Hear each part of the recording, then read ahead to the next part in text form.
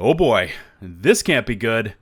Welcome to the channel. I am LtBuzzLitebeer, and Palworld seems to be in a nosedive of sorts, at least according to the video game reporting sites. But you know, we're going to try to break through all that background noise and try to separate fact from fiction on a couple of topics I keep getting DMs about, including Palworld's shrinking player counts and the Pokemon Palworld lawsuit rumors that just keep surfacing. Thanks again for your awesome levels of support you've been showing my Palworld content. Remember to hit subscribe and ring the notifications bell to stay up to date on my latest uploads. And here we go again into the latest from Palworld.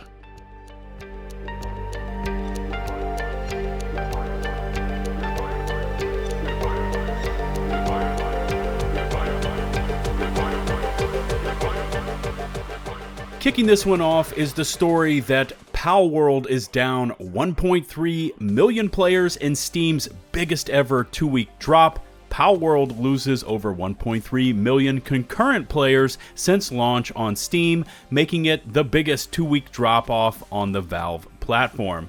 And by the way, that wasn't me having some sort of senior moment there and repeating myself. That's how the PC Games article reads. I guess they were going for the dramatic echo effect, but, you know, in print. And honestly, this is pretty normal for one of these articles. They all seem to read the same, at least to me. From the peak concurrent player counts down to today's numbers equals 1.3 million players stepping away from the game. Kind of dramatic there. More on this in a moment. And even with this huge fall off, the active player counts still sit comfortably in the hundreds of thousands. And then it goes on to compare PUBG's player count decline versus that of Palworld. And they all seem to note that it took Palworld 2 weeks to shed that many players versus PUBG, which I think took something like 4 months to finally stabilize on its current player counts. Now, we all knew that gravity would eventually catch up with Palworld. It would fall back to planet Earth and come back to a bit of normalcy, although it is still maintaining over 600,000 concurrent players on Steam alone. And I took this screenshot at 8 a.m. Eastern Standard Time, so most of North America is still not awake and playing Palworld. There was also a smaller parallel storyline about how Helldivers 2 was outselling Palworld, and it had a ton of players, and big congratulations, by the way, to Arrowhead Games on the release. But in terms of player counts, well, you can see that one is sitting at the number 2 spot, while the other is at number 11. I think that this just goes to show you how insane those Palworld player counts were and continue to be, and I think a lot of people forget this game is still in early access. It's missing a ton of full release features like PvP, raid bosses, crossplay, server transfers and migrations, hell, new islands. We've seen the roadmap, we know what's coming, but you know, these articles are to be expected because dramatic player count fall-offs attract attention.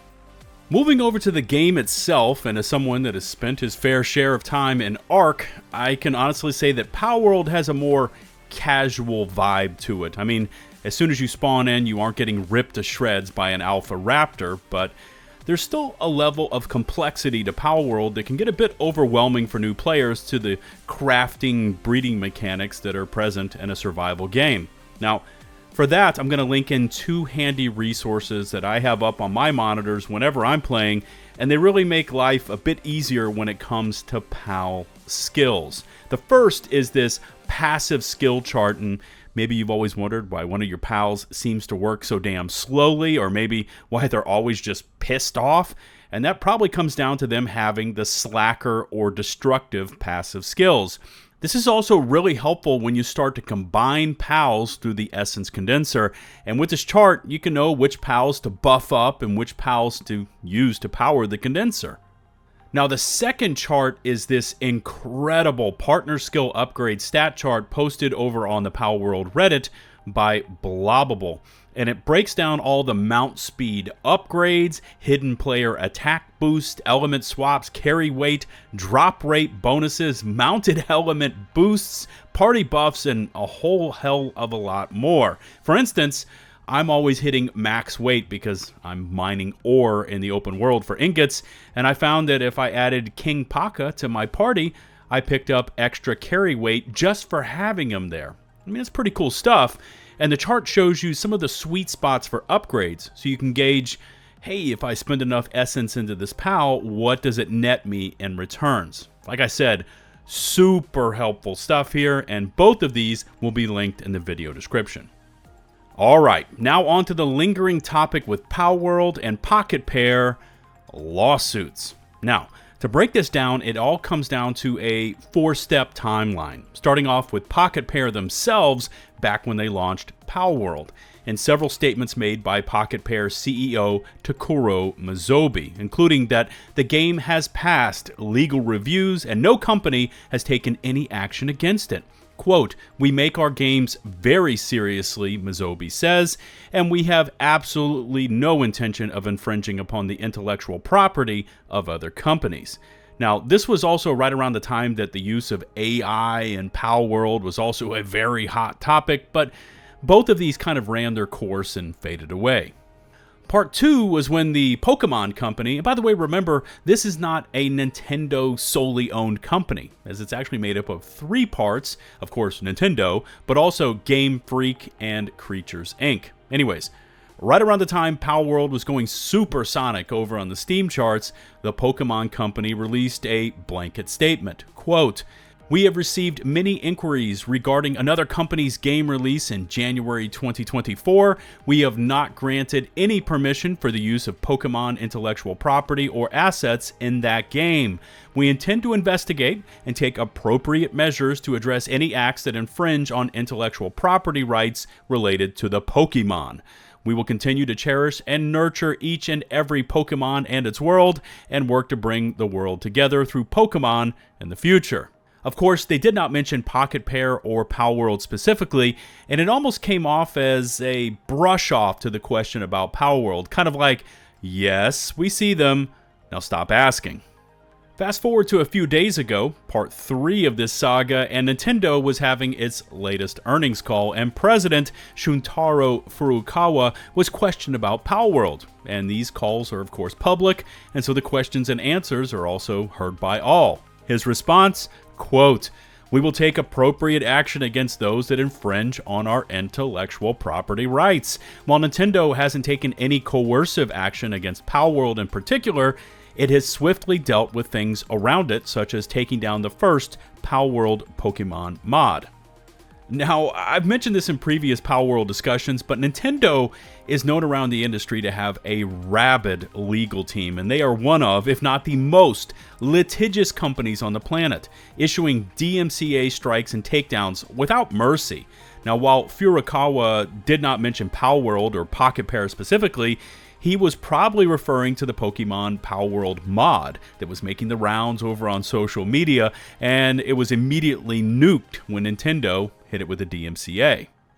Honestly, all pretty standard stuff up to this point, and by the way, if Nintendo really wanted this fight, they've shown us in the past that they have no issue with making their intentions public, and so far, these statements are basically like small jabs, like 2 fighters testing each other out in the early rounds of a fight.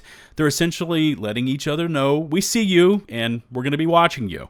But here's where it just starts to get sketchy as fuck, because here's part 4.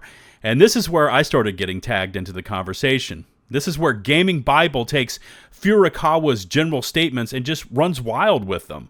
Palworld in trouble as Nintendo president confirms, quote, "Action will be taken."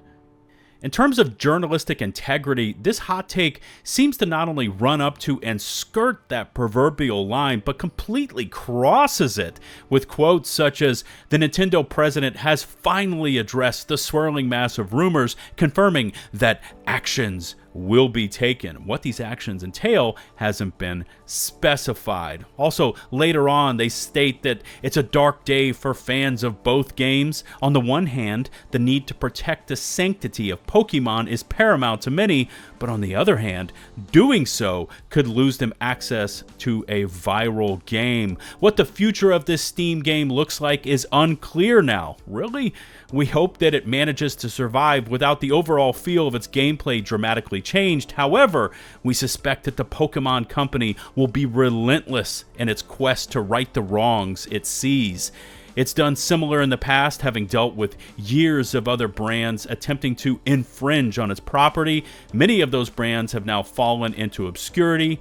Could Palworld be in line to suffer the same fate? And then it's got 3 periods and a question mark. It's like this dramatic dun dun dun. What could happen to Palworld? Okay, so how we went from a generalized statement from Nintendo's president to all of a sudden making the leap to the dark days are coming and we hope it survives the wrath of the Pokemon Company is really a stretch. Now, that day may come. I hope it doesn't. I like Palworld. I like the fact that it was made on a minimal budget. I like the fact that it was made by an indie studio, and I like the fact that it just blew the fuck up and took the gaming world by storm.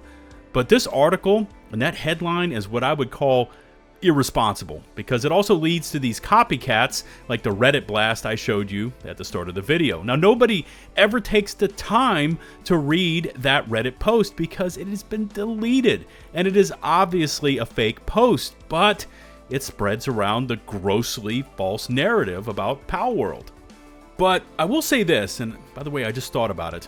We know that Palworld and Microsoft have a bit of a partnership going on right now. Palworld's over on Game Pass, Xbox has vowed to offer up technical help and share in the server cost, but if, and this is a big if, and I hope it doesn't come to this because I like Pocket Pair staying independent, but if we saw a quick acquisition deal go through, that could be a strong indicator as to what was about to happen legally for Pocket Pair, because think about it, if you're about to go through the ringer with Nintendo and their rabid legal department, would you want to pay out the millions in legal fees yourselves, or let Microsoft send over its crack squad of legal commandos to go toe-to-toe with those of Nintendo?